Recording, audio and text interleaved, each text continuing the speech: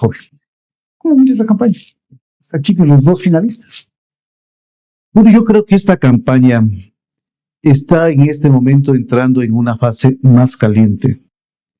Y esa fase más caliente está dada fundamentalmente por dos cosas. La primera, la utilización de manera descarada, púdica de los recursos del Estado en beneficio del candidato presidente, es decir, del candidato del Estado. Ya no hay ningún pudor, porque obviamente las líneas demarcatorias entre lo que es informar por parte de un gobierno, ofrecer, prometer, hacer convenios tan insignificantes, no existe en la práctica, por lo que eso significa ventaja para el propio candidato. Entonces, ese es el primer asunto muy negativo.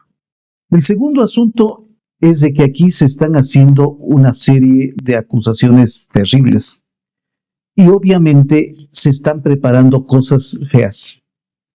Uno de ellos, ten la plena seguridad, mi querido Alonso, es de que el presidente de la República no va a aceptar una inminente derrota.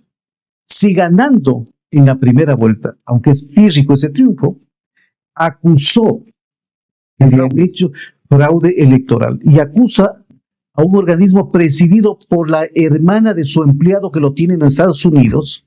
O sea, eso hay que decir a la gente, y de que en todas estas cosas, tanto ellos como el Tribunal Contencioso Electoral han estado fallando como si fuera un apéndice del gobierno. Los acusó. El rato en que pierda en la segunda vuelta, no va a aceptar ese resultado. Apelará, pedirán que les abra todas las urnas, echará mano de cualquier situación hasta generar un caos en el Ecuador. A ver, aquí esto, lo que se acaba de señalar es realmente grave.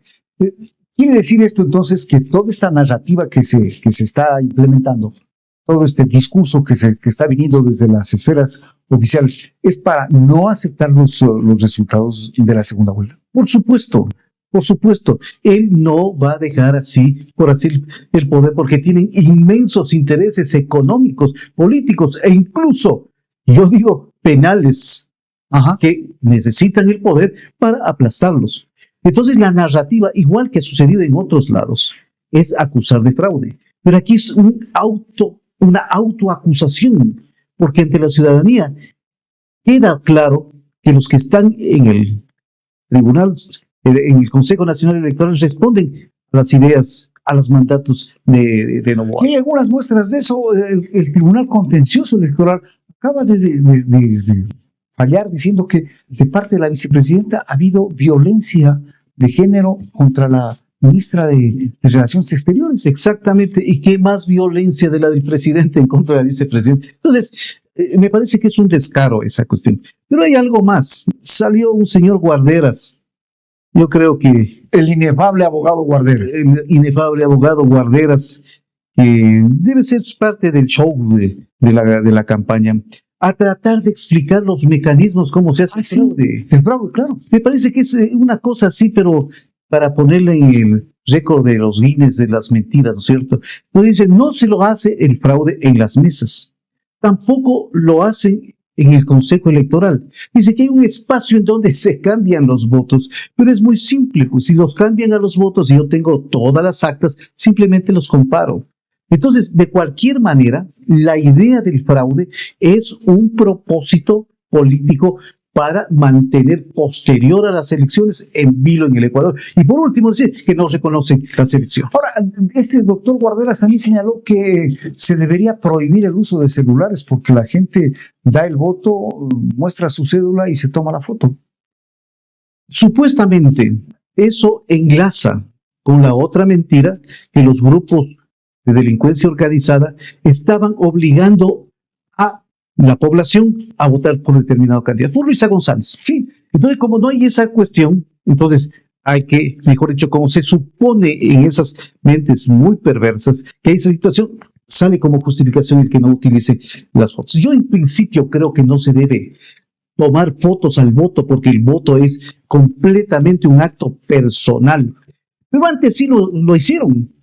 Muchos empresarios en Guayaquil les obligaban a sus trabajadores a mostrar cómo han votado.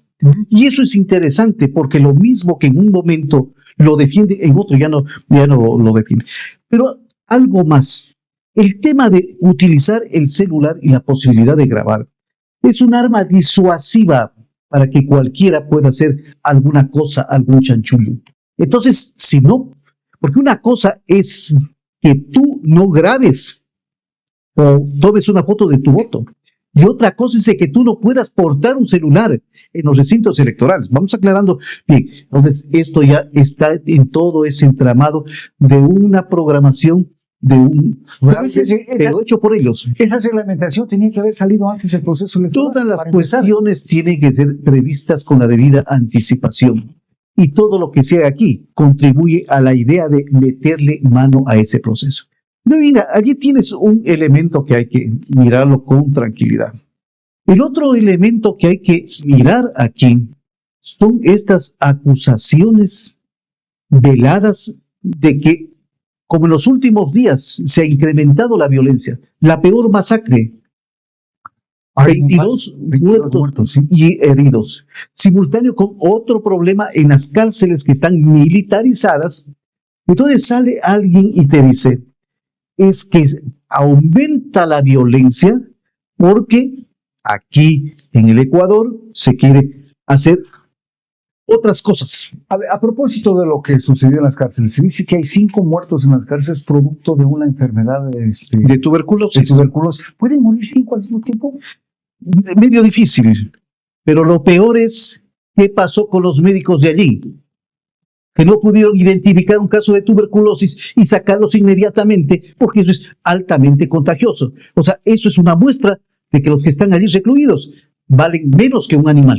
O sea, pero esto también ahí hay responsabilidad compartida. Si es que es cierto que murieron por tuberculosis, y tú como médico, sabes muy bien que eso hay necesidad de aislarlos de inmediato. Pero por supuesto. Entonces quiere decir que todo el centro penitenciario está contaminado. Exactamente. Entonces, eso es, en lugar de una noticia que tiene ciertas orientaciones, es una demostración de que no sirve de nada el sistema de salud en las cárceles. Porque el concepto es que los presos, como producto desechable de la sociedad, tienen que tener las peores condiciones. Pero vamos al otro asunto. Inmediatamente frente a esta masacre repugnante, execrable, de 22 personas, sale el presidente y les dice suelto de huesos que los indultará a todos aquellos que actúen en la policías y militares que actúen en la Prosperina. ¿Y ahora qué pasó? Esa vendría a ser como una orden de tirar a matar. Es la brutalidad más grande, mi querido Alonso. Primero, el indulto procede cuando alguien está preso con una sentencia ejecutoriada. Es decir, yo no lo puedo indultar a alguien que no tiene nada, que no ha cometido ninguna situación. Segundo, está en vigencia una ley que le da la posibilidad al policía o al uniformado en general de utilizar racionalmente la fuerza. El uso progresivo. Mira que es algo más todavía que eso. Utilizarlo de acuerdo a la gravedad. Si está amenazado el policía porque el otro le va a disparar, él lo puede disparar primero y si lo mata, ya lo mata. Entonces, no quiere decir que en ese caso ya esté sentenciado. Lo que significa es entonces jugar para las tribunas del aplauso. ¡Ay, qué lindo! Con eso sí van a entrar y no van a tener miedo los policías. Es casi aquello de una orden a tirar, a matar, pero ni siquiera pensando en algo que sí deben tener con inteligencia militar y policial, de saber quiénes son, para evitar aquello que dice los falsos positivos. Entonces, ¿esto a qué apunta? Apunta a generar en la ciudadanía una especie de expectativa que si no gana tal persona, la delincuencia se va a aumentar mucho más. Y eso es sumamente grave. Sumamente grave. Dos cosas y una tercera muy rápidamente. Si tú ves últimamente algunos programas nacionales, están sosteniendo, están posicionando la idea de que si gana Luisa González, no va a existir posibilidades de una comercialización con los Estados Unidos, con el señor Donald Trump. Yo me río, porque si es que algún rato es importante para Trump el Ecuador, se va a fijar que quienes quieren entregar el campo Sacha, que es la joya de la corona del petróleo ecuatoriano, justamente a los chinos, al consorcio chino-canadiense, con quienes está en problemas Mr. Donald Trump. Pero además que no hay consorcio. No hay ningún consorcio. Y de mañana yo estaba escuchando al señor que supuestamente aclaraba las cosas y le preguntó Milton Pérez. Y digo, bueno, ya está constituido el consorcio. No, dijo. Eso lo vamos a constituir una vez que nos adjudique. Es el gerente de petróleo. Sí, de petróleo. Entonces, ¿cómo es esta situación? Son 3 elementos del juego sucio en esta campaña que lo están utilizando aparte de otras cuestiones que va a ser igual que Venezuela, total Venezuela. Lo que acaba de decir Jorge Reyes significa entonces que no va a haber un candidato que pierda, o el candidato no va a perder, cualquiera sean las circunstancias. Va a buscar cualquier situación, por supuesto con seguridad ilícita, para negar esas elecciones y mantenerse en el poder. Un futuro bastante difícil, ¿se ve entonces? Por supuesto, porque se está desde ya preparando a la gente para lo que van a hacer, no entregar el poder. Y la gente legítimamente va a defender los resultados electorales, tal y conforme hizo la señora González cuando ganó en la elección anterior. Esa misma noche lo llamó, lo felicitó y le pusieron prácticamente toda la asamblea a su disposición. Pero del otro lado, tenga plena seguridad que no va a existir. Hay muchísimos intereses económicos y de otro tipo que están en juego. Dejando un poco de lado lo nacional, vayamos a lo local. Hemos vivido momentos muy difíciles, el invierno con fuerza. Desde la visión de Jorge Reyes, ¿cuál ha sido la actitud o cuál ha sido el desenvolvimiento del municipio de Luján? Bueno, lo que todo el mundo sabemos, esta ciudad y el cantón está sin rumbo. Esto se mueve por inercia y que la planificación que debe existir obligatoriamente, incorporar los riesgos y la posibilidad de desastres en la planificación, no es más que letra muerta. Yo puedo decirte, hoy, mi estimado Alonso, caminaba como todos los días por el sendero que es hacia la Argelia y de nuevo las máquinas del municipio botando un poco de arena a los costados. 3 veces lo han hecho. Van, arrinconan un poco de arena, viene una crecida y se la va llevando. Así de simple y así de fácil. Entonces, ¿qué planificación hay para el manejo de las cuencas hidrográficas, para el manejo de los cauces, los lechos de ríos y de quebradas? ¿Qué organización hay para el manejo de todo el alcantarillado en nuestra ciudad? Entonces, obviamente, para eso se necesita, primero, priorizar, tener gente con experiencia, tener la voluntad política. Pero si la voluntad política está en ir a hacer una fiesta de carnaval, hacer un cordón para que la gente lo vea bailar al alcalde, pues entonces el récord es de los bailes ahora en carnaval. Pero estas otras cosas siguen siendo un problema muy grave. Y, ojo, no solamente son estos daños materiales en cuanto a las riberas de los ríos, cauces, quebradas, etcétera, sino en el sistema de agua potable. ¿Cuántos días están sin agua muchos barrios y a otros le cortaron? Porque se sigue con esta situación, que tiempos de invierno no hay agua y en tiempos de verano peor. Ahora, en el caso, por ejemplo, de las parroquias como Malacatos, Vilcabamba, etcétera, se prepararon, su gente se preparó para tener una fiesta de carnaval que les permita de alguna manera recuperar el trajín económico y de esa manera pues tener la posibilidad de seguir ofertando bienes y servicios. Pero con los problemas que se dieron en las vías me parece que no les fue tan bien. Efectivamente, en muchas partes del mundo la gente espera una época en un año. Viña del Mar. Por supuesto. Allí que hacen un festival cada año que les permite cierta solvencia económica por el resto.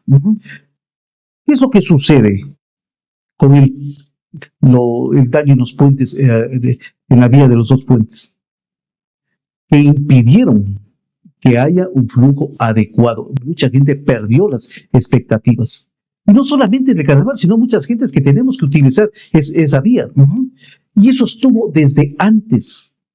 Se advirtió que estaba ya. O sea, no fue esa cuestión de ese aguacero. Nada, que siempre ponían por allí unas cintas amarillas. ¿Pero qué pasó? No actuaron. O sea, no hay gestión preventiva. Y eso es lo fundamental. Obviamente, mucha gente, a pesar de eso, fue a los carnavales. Claro. Fue y de alguna manera hizo el gasto. Pero al no existir las condiciones fundamentales para que la ciudadanía pueda movilizarse, etcétera. Porque no solamente es el tema de los dos puentes, ya se dieron paso y al otro día, creo que el día de lunes o martes, ya hubo en Dangora otro. Es decir, todo el carretero todo el carretero estaba con problemas de circulación, ¿no? Pero lo mismo daba con la otra carretera que saliendo de Catamayo iba por el Tambo-Iyuchu para llegar allá. Tampoco se pudo manejar. Digamos, aparte de que el clima jugó una mala pasada, hay que decir que eso evidencia que no hay planificación y acción preventiva en el control de riesgos naturales. O sea, sí hay cómo prevenir las cosas. Pero por supuesto. Y evitar estos daños. Por supuesto, tiene que existir tanto planes preventivos como acciones reactivas frente a Ojo, pero aquí hay una cuestión que me parece importante. Loja estaba declarada en estado de emergencia, por lo tanto eso facilita de alguna manera la contratación de maquinaria para poder hacer los trabajos de limpieza. ¿Qué pasó? Allí hay que preguntar, ¿y la plata dónde está? Porque es muy fácil, viene un ministro y da unas cuantas cosas allí y juega su rol de político en tiempo de campaña. Pero si hay una ley que te permite a ti decir, señor, estamos en emergencia y autorizo para que de tales partidas se tome, para que se alquile maquinaria privada o se adquiera, pero enfréntese el problema. O sea, debería el Ministerio de Finanzas haber transferido al municipio de Loja o a la entidad que sea X cantidad de dinero para que se haga ese tipo de trabajos, de contrataciones. Exactamente, porque hace fechas acabaron los campamentos que había de obras públicas. Ya no hay eso. Ya no hay eso. ¿Por qué? Porque todo tiene que ser contratado.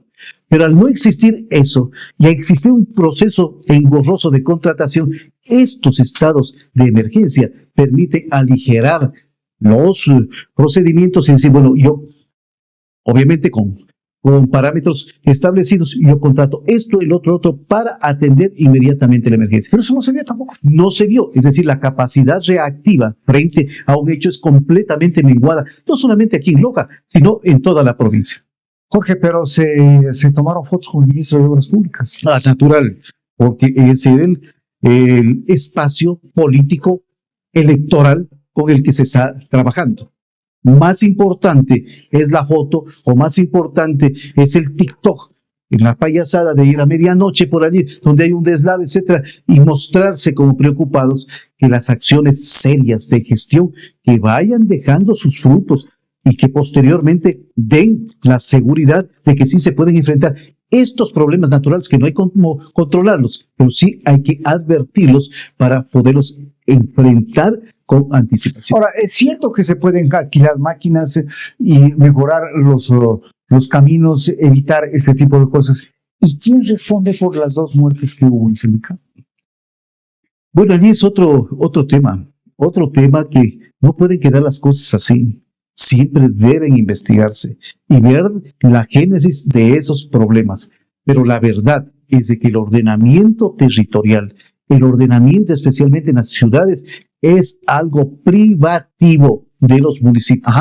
Allí comienza el asunto. Ahora, la gestión de los riesgos es un acto compartido, tanto a nivel nacional, a nivel provincial, cantonal y...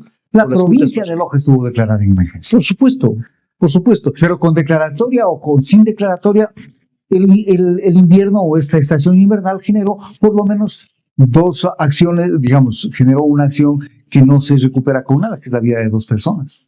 Exactamente. esto no tiene vuelta atrás. Ujú. Lo que sí, entonces yo hago notar que estas desgracias, porque son desgracias para las colectividades, para los pueblos, para la propia estructura económica de la provincia, sirven para estas personas que están en campaña política, para las fotos, para las declaraciones y para engañar, hablemos las cosas claras, a las personas que están expectando de algún cambio importante en nuestra provincia. Que quede claro que sí hay cómo evitarlas. Pero por supuesto, ¿cómo se evita este tipo de deslaves, etcétera? Haciendo acciones preventivas. Y para eso las técnicas en ingeniería civil, en reforestación, etcétera, hay muchísimas formas de hacer esas acciones preventivas. Pero también hay cómo hacer algunas acciones remediales ya previamente programadas que permita no decir ese rato qué es lo que nos toca hacer, sino, ¿sabe? Esto vamos a hacer. Todo eso tiene un común denominador, Alonso, que no se ha incorporado en la planificación como aspectos fundamentales del quehacer de los organismos seccionales. Tiene que cualquier plan que sea racional no puede ignorar que estamos viviendo en un cambio climático. No es que hay que prevenir, hay que anticipar, no, estamos en un cambio climático y para eso las medidas de prevención y de mitigación se convierten en algo central, en algo principal de acción, por ejemplo, de los municipios. Ahora, de acuerdo a lo que señalas tú, ¿quiere decir eso que aquí, por ejemplo, en el Cantón Loja, no hay alcalde? Bueno, el señor alcalde está para las fotos, para las fiestas, para las declaraciones. A ver, ¿qué tiempo Loja no tuvo agua porque no había lluvias, etcétera, etcétera? Cosas? No me refiero al agua potable, porque han habido interrupciones. Hubo el tiempo suficiente para limpiar las quebradas, para hacer un buen proceso de los pozos sépticos, extraer la materia que está allí.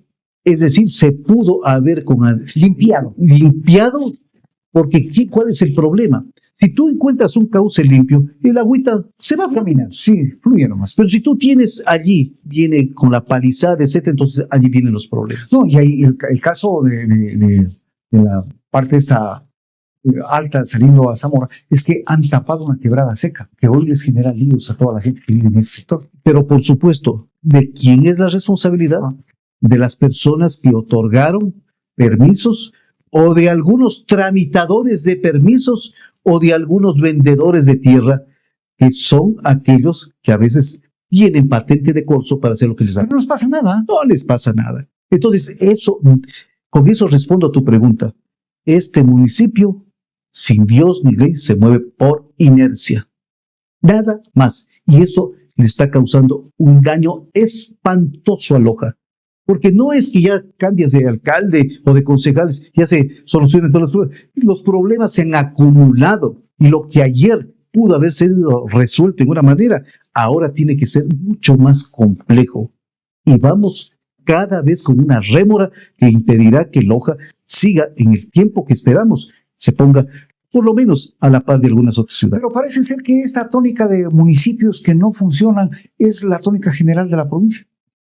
Lamentablemente, mira, la utilización, aquel recrudecimiento de las acciones populistas, no en el sentido del populismo de atender las necesidades populares, sino de ese populismo barato, de darle circo, de darle espectáculo y de no entrar con los asuntos principales, por ejemplo, de una ciudad o de un cantón, se está imponiendo sobre la base de la despolitización de las personas. A mí no me gusta la política allá, pero si estamos haciendo todos nuestros actos son políticos. Así es. Entonces no vale la pena pensar en esa necesidad de hacer un proceso de concienciación de las personas para que veamos nuestra responsabilidad más allá de la democracia representativa que elige a tal o cual funcionario, nuestra democracia participativa y comunitaria como nuevas estrategias que tienen todo el valor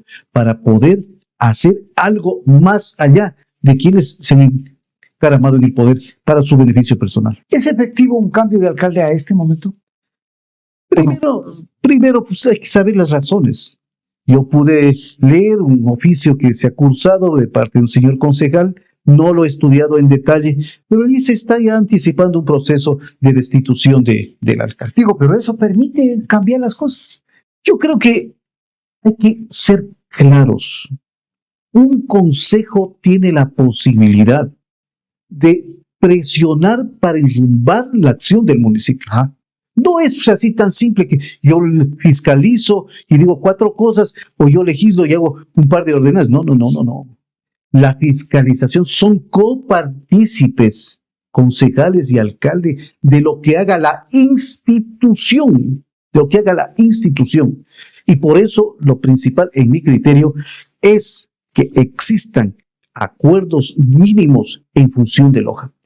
Pero si hay algunas cosas que entran dentro de las cuestiones más allá de las administrativas, civiles e incluso penales, que estén dentro de todos los aspectos para la destitución de un alcalde, tampoco sería correcto que no se las aborde. Tiene que abordárselas y resolver sobre esa base. Pero que sea el objetivo, y allí un poco rayado en la politiquería, de sacarlo al alcalde para poner a quien, para hacer que no estoy de acuerdo. Sin embargo, vuelvo y subrayo la necesidad que todas aquellas cosas que son susceptibles de acciones penales, civiles graves, tienen que ser abordadas de manera integral y sin demagogia por parte de los concejales. Muchas gracias.